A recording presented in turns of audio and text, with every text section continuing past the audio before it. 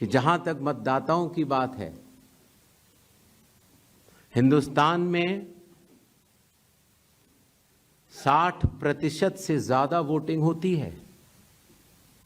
जो दुनिया के बड़े बड़े जनतंत्र जिसके लिए सोच सकते हैं, दुनिया का सबसे बड़ा जनतंत्र है भारत।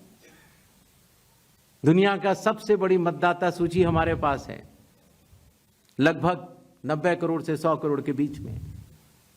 सबसे बड़ी मतदाता सूची, सबसे बड़े चुनाव कर्मियों की फौज, सबसे ज्यादा मतदान करने वाले लोगों की संख्या, और इन सब के समक्ष, सारे मीडिया के समक्ष ये कहना कि अगर मतदाता सूची में आपका नाम एक बार और है तो आपने 2 बार मतदान किया होगा और कानूनी अपराध किया होगा, और मेरे सारे मतदाताओं को अपराधी बनाना और चुनाव आयोग शांत रहे, संभव नहीं। हलफनामा देना होगा या देश से माफी मांगनी होगी, तीसरा विकल्प नहीं है। कानून के अनुसार अगर समय रहते मतदाता सूचियों में त्रुटियां साझा न की जाएं, मतदाता द्वारा अपना प्रत्याशी चुनने के 45 डेज के भीतर माननीय उच्च न्यायालय में चुनाव याचिका दायर न की जाए और फिर वोट चोरी जैसे गलत शब्दों का इस्तेमाल करके जनता को गुमराह करने का असफल प्रयास किया जाए, तो यह भारत के संविधान का अपमान नहीं तो और क्या है। जहां तक कि मशीन रीडेबल मतदाता सूची का सवाल है, माननीय सुप्रीम कोर्ट 2019 में ही कह चुका है कि यह मतदाता की निजता का हनन हो सकता है। Voter privacy can be breached. हमने कुछ दिन पहले देखा कि कई मतदाताओं की फोटो उनकी अनुमति के बिना मीडिया के समक्ष रखी गई,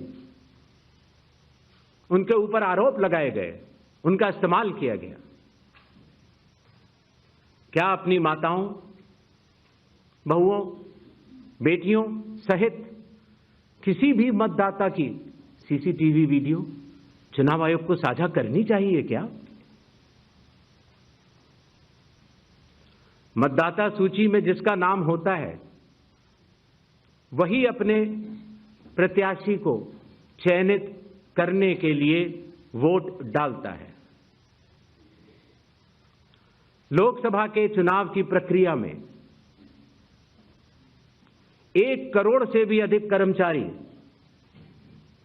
10 लाख से भी अधिक बूथ लेवल एजेंट्स,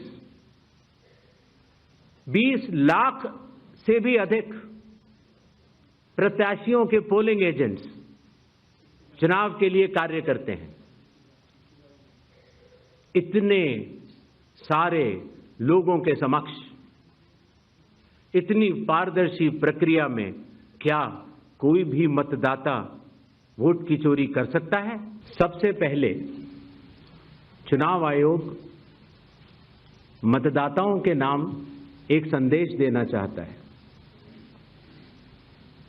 भारत के संविधान के अनुरूप भारत का हर नागरिक जो 18 वर्ष की आयु पूरी कर चुका हो, उसे मतदाता अवश्य बनना चाहिए और मतदान भी अवश्य करना चाहिए। आप सभी जानते हैं कि कानून के अनुरूप हर राजनीतिक दल का जन्म चुनाव आयोग में रजिस्ट्रेशन से ही होता है।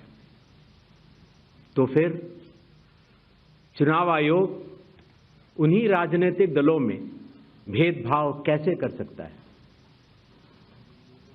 चुनाव आयोग के लिए न तो कोई विपक्ष है,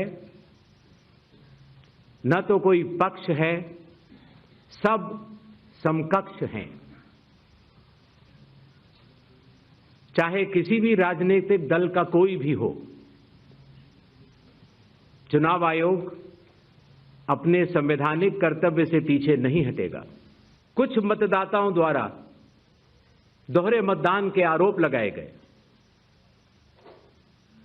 सबूत मांगने पर जवाब नहीं मिला। ऐसे मिथ्या आरोपों से न तो चुनाव आयोग डरता है और न ही कोई मतदाता। जब चुनाव आयोग के कंधे पर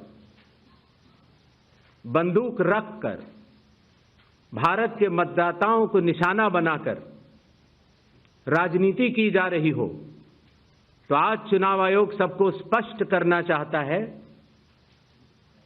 कि चुनाव आयोग निडरता के साथ सभी गरीब, अमीर, बुजुर्ग, महिला, युवा सहित सभी वर्गों और सभी धर्मों के मतदाताओं के साथ बिना किसी भेदभाव के चट्टान की तरह खड़ा था, खड़ा है और खड़ा रहेगा।